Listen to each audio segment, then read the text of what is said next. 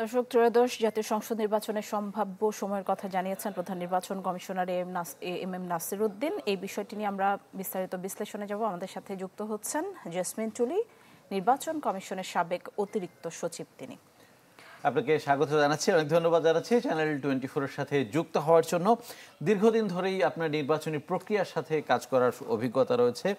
এখন থেকে 6 মাস যদি আমরা সেভাবে হিসাব করি, এই 6 মাস নির্বাচন কমিশনের জন্য এত বড় একটা নির্বাচন আয়োজনের প্রস্তুতি নেওয়ার জন্য যথেষ্ট কিনা আপনার কি মনে হয়? আপনাকে অনেক ধন্যবাদ। আসলে ইলেকশন কমিশন সব সময় যে কোনো পরিস্থিতিতে নির্বাচন করার জন্য মোটামুটি রেডি হয়ে তারা থাকে, এবং এই কমিশন যেদিন নিয়োগ হয়েছে কমিশন তারপর থেকে তারা কিন্তু ইলেকশনের পরই কাজ করছিল। যেমন সীমানা নির্ধারণ কাজ তারা আগায় নিছে, ভোটার তালিকার কাজ আগায় নিছে। এখন তারা অর্ডিন্যান্স জারি হলে তারা কিছু ইলেকশনের আইন কানুন গুলো দেখবে আর অন্যান্য কাজ। তা আমার কাছে মনে হয় যে সময় আছে 6 মাস, সেটা ইলেকশন কমিশনের জন্য একটা সাধারণ নির্বাচন করার জন্য যথেষ্ট সময়। যে আরেকটি বিষয় জানবার আছে, আইন শৃঙ্খলা পরিস্থিতির কথা প্রধান নির্বাচন কমিশনার বলছিলেন এবং তিনি প্রত্যাশা করছিলেন যে নির্বাচন যত ঘনিয়ে আসবে আইন শৃঙ্খলা পরিস্থিতির তত উন্নতি হবে। এটা নিয়ে আসলে কোনো দ্বিধাদ্বন্দ্ব আছে কিনা যে এইরকম আইন শৃঙ্খলা পরিস্থিতি থাকলে নির্বাচন আয়োজন করাটা চ্যালেঞ্জিং হবে বা হতে পারে? আসলে ইলেকশন কমিশনের নির্বাচন সুষ্ঠুভাবে তোলার জন্য বেশ কয়েকটি চ্যালেঞ্জ থাকে, তার মধ্যে অন্যতম একটা চ্যালেঞ্জ হলো আইন শৃঙ্খলা পরিস্থিতি।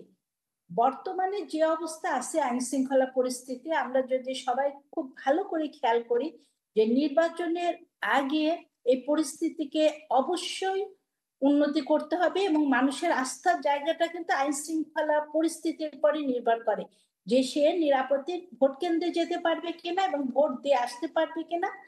এই জিনিসগুলো মানুষের কাছে কিন্তু খুবই গুরুত্বপূর্ণ, এবং এই জন্য ভোটের পরিবেশ তৈরি করার সাথে সাথে আইন শৃঙ্খলা পরিবেশও উন্নত হওয়া অত্যন্ত দরকার। কেন দীর্ঘদিন পর মানুষ যখন ভোট কেন্দ্রে যাবে এবং ভোট দেওয়ার জন্য তারা উন্মুখ হয়ে আছে, সাধারণভাবে ভোটারদের নিরাপত্তার কথাটা নির্বাচন কমিশনকে আগে চিন্তা করতে হয়। এই কারণে আইন শৃঙ্খলা পরিস্থিতি নির্বাচনের জন্য একটা গুরুত্বপূর্ণ অনুষঙ্গ হিসেবে দেখা দেয়। এছাড়াও অতিরিক্ত কতগুলো নির্বাচন কমিশনের জন্য এবার নতুন কতগুলো চ্যালেঞ্জ সংযুক্ত হয়েছে, যেমন হচ্ছে প্রবাসীতে ভোটার, সেটা একটা। তারপর নির্বাচনের পর মানুষের যে আস্থার জায়গাটা একেবারে ক্ষীণ হয়েছিল, সেই আস্থার জায়গাটাকে তৈরি করতে হবে। ভোটারদের ভোট কেন্দ্রে আনাটা আর একটা চ্যালেঞ্জ, যদিও এটা রাজনৈতিক দলগুলোর কিছু, কিন্তু ইলেকশন কমিশনকে নিজ থেকে এটা ভোটারদের কাছে যাওয়া। আরেকটা হবে যে সোশ্যাল মিডিয়ায় প্রচারণা। এই কতগুলো চ্যালেঞ্জ একসাথে, সেই সাথে আইন শৃঙ্খলা পরিস্থিতিটা অনেক ভালো রকম পরিবেশ করার জন্য এটা দরকার উন্নতি করার। অনেক ধন্যবাদ জনাব জেসমিন টুলি। দর্শক দেখছিলেন নির্বাচন কমিশনের সাবেক অতিরিক্ত সচিব জেসমিন টুলি আমাদের সাথে যুক্ত হয়েছিলেন।